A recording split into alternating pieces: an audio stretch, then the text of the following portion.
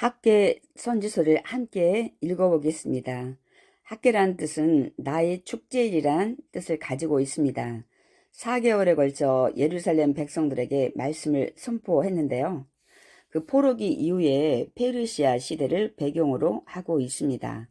성전 재건의 촉구와 또 축복의 약속의 말씀, 또 다윗 왕국의 회복과 또 메시아에 대한 기대에 대한 선포의 말씀으로 이루어져 있습니다.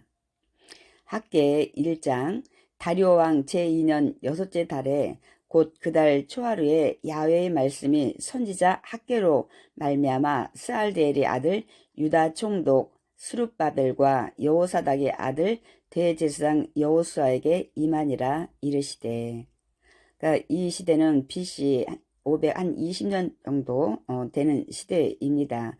그때 이들이 포로에서 귀환으로 돌아왔는데 1차 때 돌아온 스룹바벨이 유다의 총독을 맡고 있었고, 또 대제사장은 여호수아가 이름을 담당하고 있었습니다. 2절 만군의 야훼가 이같이 말하기를 이르노라. 이 백성이 말하기를 야훼의 전을 건축할 시기가 이르지 아니하였다 하느니라. 이들이 처음에 돌아와서 성전을 건축하려고 애썼지만은 여러 가지 방해에 있었고, 그래서 한 18년 정도 성전이 재건이 멈춰 있었습니다. 그런데 백성들이 아직도 하나님의 전을 건축할 시기가 이르지 아니했다고 이들이 말하고 있습니다. 3절 야훼의 말씀이 선지자 학계에게 임하여 이르시되 이 성전이 황폐하였거늘 너희가 이때 판벽한 집에 거주하는 것이 옳으냐. 그러니까 판벽한 집이란 호화주택에 너희들은 거주하는 것이 옳으냐고 말씀하고 있습니다. 하나님의 성전은 황폐한 대로 방치되어 있었기 때문이죠. 5절 그러므로 이제 만군의 야훼가 이같이 말하노니 너희는 너희 행위를 살필지어다. 그러니까 하나님께서는 너희가 살아온 과정 지금까지 소행을 살피라고 말씀하고 있는 거죠. 6절 너희가 많이 뿌릴지라도 수확이 적으며 먹을지라도 배부르지 못하며 마실지라도 흡족하지 못하며 입어도 따뜻하지 못하며 일꾼이 삭을 받아도 그것을 구멍 뚫어진 전대에 넣음이 되었느니라.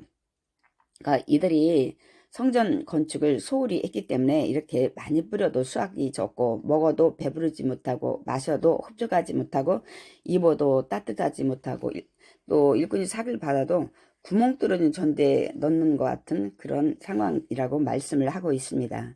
7절 만군의 양이 너희는 자기 행위를 살필지니라. 너희는 산에 올라가서 나무를 가두다가 성전을 건축하라. 그동안 중단했던 성전을 건축하라고 하나님이 말씀을 하십니다. 이것은 다시 말씀드려서 예배를 회복하라는 의미입니다. 그리하면 내가 그것으로 말미암아 기뻐하고 또 영광을 얻으리라고 말씀하고 있습니다.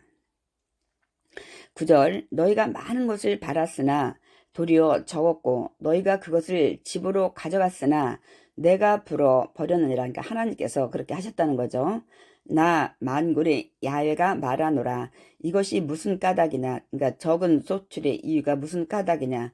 내 집은 황폐하였으되 너희는 각각 자기 집을 짓기 위하여 빨랐음이라. 그렇기 때문이라고 이유를 말씀하고 있습니다. 그러니까 내 집 성전이 황폐한데도 너희가 자기 집에만 급급하고 자기 만족과 안위만 찾았다는 것을 이야기하고 있는 거죠. 10절 그러므로 너희로 말미암아 하늘은 이슬을 그쳤고 땅은 산물을 그쳤으며 내가 이 땅과 산과 곡물과 새 포도주와 기름과 땅의 모든 소산과 사람과 가축과 손으로 수고하는 모든 일에 한죄를 들게 하였느라. 수고한 모든 것이 피해를 입게 되었다는 것을 말씀하고 있습니다. 12절 스알디엘의 아들 스룹바벨과 여호사닥의 아들 대제사장 여호수아와 남은 모든 백성이 그들이 하나님 야훼의 목소리와 선지자 학계의 말을 들었으니 이는 그들이 하나님 야훼께서 그를 보내셨습니다. 백성이 다 야훼를 경외하며. 그래도 다행히 학계가 하나님 말씀 선포할 때 이들이 학계의 말을 다 들었다고 말씀하고 있습니다. 13절 그때 야훼의 사자 학계가 야훼의 위임을 받아 백성에게 말하여 이르되 야훼가 말하노니 내가 너희와 함께 하노라 하니라. 이들이 학개의 말을 들으니까 하나님께서 너희와 함께 하겠다고 말씀을 하신다는 것을 전합니다. 14절 야훼께서 스알디엘의 아들 유다 총독 스룹바벨의 마음과 여호사닥의 아들 대제사장 여호수아의 마음과 남은 모든 백성의 마음을 감동시키심에 그들이 와서 만군의 야훼 그들이 하나님의 전 공사를 하였으니 이제 공사가 이제 시작이 됩니다. 그러니까 선포 후에 23일 만에 성전 건축이 이제 시작이 되는 겁니다. 그러니까 말씀들을 듣고 이제 행함으로 옮기는 걸 볼 수 있습니다. 그때는 다리오 왕 제2년 6째 달 24일이었더라. 이제 2장에는 이제 하나님께서 이 성전을 짓는데 이들을 이제 격려하는 것들을 볼 수가 있습니다. 2장 7째 달 곧 그 달 21일에 야훼의 말씀이 선지자 학개에게 임하니라 이르시되 너는 스알디엘의 아들 유다 총독 스룹바벨과 여호사닥의 아들 대제사장 여호수아와 남은 백성에게 말하여 이르라. 너희 가운데 남아있는 자 중에서 이 성전의 이전 영광을 본 자가 누구냐. 500년 전에 그 솔로몬 성전, 그러니까 이들은 성전을 지을 때 굉장히 그 솔로몬 성전 이전 영광을 기대를 했을 것입니다. 그러나 이제 이들이 이제 실망을 하죠. 이제 이것이 너희에게 어떻게 보이냐. 이것이 너희 눈에 보잘것없지 아니하냐. 이제 이들의 기대에 무너지는 것들을 이미 하나님이 아시고 말씀을 하십니다. 4절 그러나 야훼가 이르노라 스룹바벨아 스스로 굳세게 할지어다. 용기를 가지라고 격려를 합니다. 여호사닥의 아들 대제사장 여호수아야 스스로 굳세게 할지어다. 여호수아에게도 힘을 내서 일하라고 격려를 합니다. 야훼의 말이니라. 이 땅 모든 백성아 스스로 굳세게 하여 일할지어다. 백성들한테도 굳세게 하고 일을 계속해서 성전을 지으라고 말씀을 하고 있는 것입니다. 내가 너희와 함께 하노라. 만군의 야훼의 말이니라. 하나님이 이들과 함께 하신다고 또 위로의 말씀을 하십니다. 5절 너희가 애굽에서 나올 때 내가 너희와 언약한 말과 그러니까 내가 항상 너희와 함께 하겠다는 약속 또 나의 영 성령 그러니까 곧 하나님이 계속하여 너희 가운데 머물러 있나니 너희는 두려워하지 말지어다. 6절 만군의 야훼가 이같이 이르노라. 조금 있으면, 그러니까 여기서는 이제 메시아가 도래 이제 할 때를 말씀하고 있습니다. 내가 하늘과 땅과 바다와 육지를 진동시킬 것이요. 이제 굉장히 큰 변화가 있을 거라는 게 메시아가 올 때 진동시키는 건 굉장히 많은 사람들이 두려워할 거라는 것을 말씀하고 있습니다. 또한 모든 나라를 진동시키실 것이며 온 세계가 메시아 오는 것에 영향을 받을 거라는 것을 말씀하고 있습니다. 모든 나라의 보배가 이르리니 그러니까 모든 나라가 사모하고 기다리는 그 보배 메시아죠. 내가 이 성전의 영광이 충만하게 하리라. 만군의 야훼의 말이니라. 그러니까 하나님이 이 메시아를 보냄으로 말미암아 지금 지어진 성전의 영광이 충만하게 하시겠다고 약속을 하십니다. 8절 은도 내 것이요 금도 내 것이니라. 만군의 야훼의 말이니라. 그러니까 은도 금도 모든 것이 하나님이 주권하에 하신다는 것을 말씀하고 있는 거죠. 9절 이 성전의 나중 영광이 이전 영광보다 크리라. 그러니까 이 솔로몬 성전의 그 웅장함 그거보다 하나님의 영광이 나중 성전이 더 클 것이라고 말씀하고 있습니다. 메시아가 오기 때문에 그렇습니다. 만군의 야훼의 말이니라. 내가 이곳에 성전에 평강을 주리라. 메시아는 어떤 왕으로 오시죠? 평강의 왕으로 오시죠. 그렇기 때문에 평강을 주리라고 말씀을 하시는 겁니다. 10절 다리오 왕 제2년 9째 달 24일에 야훼의 말씀이 선지자 학개에게 임하니라. 이르시되 만군의 야훼가 말하노니 너는 제사장에게 율법에 대하여 물어 이르기를 하나님께서 학개에게 제사장들에게 율법에 대해서 물으라고 말씀을 하십니다.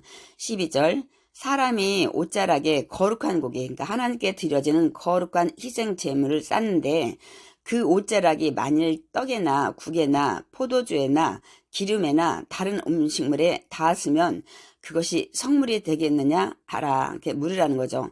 학계가 물음에 제사장들이 대답하여 이르되 아니니라. 그렇죠. 네, 학계가 또 다시 묻습니다. 13절 학계가 이르되 시체를 만져서 부정하여진 자가 만일 그것들 가운데 하나를 만지면 그것이 부정하겠느냐 하니 제사장들이 대답하여 이르되 부정하리라 하더라. 이제 부정한 것이 옮겨지는 것을 말씀하고 있죠.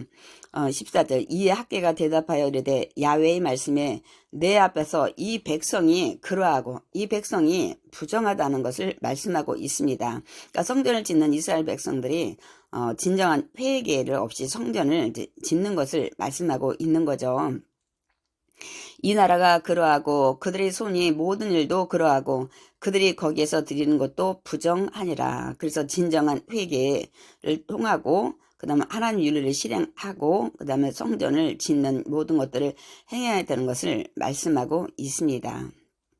15절 이제 원하건대 너희는 오늘부터 이전 곧 야훼 전에 돌이 위에 놓이지 아니하던 때를 기억하라.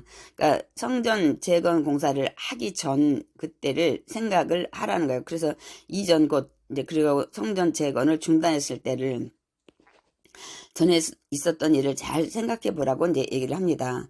그때는 어떤 일이 있었냐 이제 이 얘기를 합니다. 16절 그때에는 20고루 곡식 너미에 이른즉 10고루뿐이었고 그러니까 곡식 20석을 기대하고 갔지만은 10석밖에 얻지 못했고 포도즙 틀에 50고루를 기르러 이른즉 그러니까 유다 백성들이 열심히 일해서 이제 포도주 50통을 얻으려고 갔지만 포도즙들을 그러나 어떻게 됐다고요? 20통만 얻었다고 말씀하고 있습니다. 17절 만군의 야훼가 말하노라 내가 너희 손으로 지은 모든 일에 곡식을 마르게 하는 재앙과 깜빡이 재앙과 우박으로 쳤으나 너희가 내게로 돌이키지 아니하였느니라. 이렇게 재앙을 내려서도 너희들이 회개하고 돌아오지 않으므로 하나님께서 징계하신 이유라고 말씀을 하고 있습니다. 18절 너희는 오늘 이전을 기억하라. 이제 이 성전을 짓기 이전에 아홉째 달 24일 곧 야훼의 성전 지대를 쌓던 날부터 기억하여 보라. 이제 BC 537년 그 성전 기초를 세우던 날을 이제 생각하라는 거죠. 이제 터만 닦아놓고 18년 동안 이제 방치되어 있었다고 말씀을 드렸죠. 그러니까 성전의 기초를 세우던 날을 이제 기억하라고 얘기를 합니다. 19절 이제는 곡식 종자가 아직도 창고에 있느냐 이제 포도나무, 무화과나무, 석류나무, 감람나무의 열매가 맺지 못했느냐 지금까지는 그렇게 못하였다는 거예요. 그러나 오늘부터는 뭐냐면 성전을 재건축 다시 할 때에 내가 너에게 복을 주리라. 그러니까 하나님의 예배가 회복되면은 축복도 다시 회복된다는 것을 말씀하고 있습니다. 20절 그달 24일에 야훼의 말씀이 다시 학계에게 임하니라. 이르시되 너는 유다 총독 스룹바벨에게 말하여 이르라. 내가 하늘과 땅을 진동시킬 것이요. 이게 뭐냐면은 우주적 종말을 말씀하고 있죠. 22절 여러 왕국들의 보좌를 엎을 것이요 여러 나라의 세력을 멸할 것이요 그 병거들과 그 탄자를 엎드러뜨리리니 말과 그 탄자가 각각 그의 동료의 칼에 엎드러지리라. 종말에 있을 하나님의 심판에 대해서 예언을 하는 것입니다. 23절 만군의 야훼가 말하노라 스알디엘의 아들 내 종 스룹바벨아 야훼가 말하노라 그날에 내가 너를 세우고 여기서는 예수 그리스도를 예표하고 있죠. 너를 인장으로 삼으리니 이는 내가 너를 택하였음이니라. 만군의 야훼의 말이니라 하시니라. 그러니까 열국이 다 멸망하지만 이제 하나님에게로 다 돌아오는 것들을 말씀하고 또 그때 예수 그리스도가 이제 오는 것을 상징하고 있습니다. 여기서 스룹바벨을 예수 그리스도의 예표로 이제 잡는 것은 이 후대에 메시아가 이제 오게 되기 때문에 그 말씀을 하고 있습니다. 이렇게 해서 스룹바벨 성전이 세워지게 되는 것입니다. 지금 이제 그 성전 자리는 다 무너졌죠. 나중에 헤롯 성전으로 바뀐 다음에 이제 로마의 디도스 장군이 와서 다 이제 회파됐죠. 그 자리에 회교도의 3대 성지 중 하나인 모하메드가 이제 승천했다고 전승되는 이곳에 황금돔이라고 불리는 무슬림 바위 사원이 세워져 있습니다. 이제 이곳에 다시 성전이 세워져서 하나님 앞에 제사가 이루어지는 것을 다니엘을 통해서 우리가 예언한 것을 알 수가 있습니다. 그렇다면 이들이 이제 하나님을 믿는 놀라운 기적의 역사가 임하게 되면 이곳에 다니엘의 예언처럼 성전이 다시 지어질 것을 말씀하고 있습니다.